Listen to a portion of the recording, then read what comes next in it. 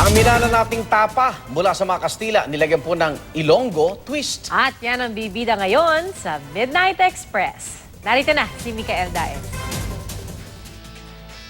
Ito na naman, nagbabalik ang Midnight Express. Andito tayo sa Makati. May nahanap akong bagong restaurant. Ang pangalan niya, Trufa Pasta Bar. Subukan natin. This is the Montadito Tulapo. It's one of our tapas. It's Tulapo pate. So Tulapo is an Ilonggo style of cooking your pork. So what we did with that is we made it into a pate.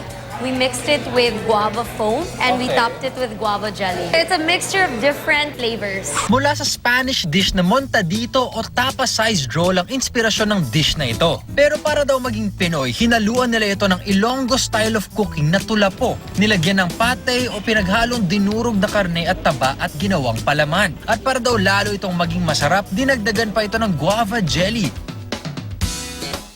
Once you bite into it, the foam and the pate is very light. Yun nga, pagdating sa mga lasa, kakaiba siya. Akala ko kasi mabigat siya eh. Yung pala, hindi pala. Kasi yung mousse, yung pate na ginamit, very unique and distinct yung flavors niya. Pero yung texture niya, ang gaan. At ayan mga kapuso, nalaman ko lang ngayong gabi na kakaibang fusion ang mahanap natin dito sa Trufa Pasta Bar. Spanish cuisine and Ilonggo cuisine. Kung gusto nyo malaman kung ano yon, tikman nyo lang dito. Ako po si Micael Daes, this Midnight Express.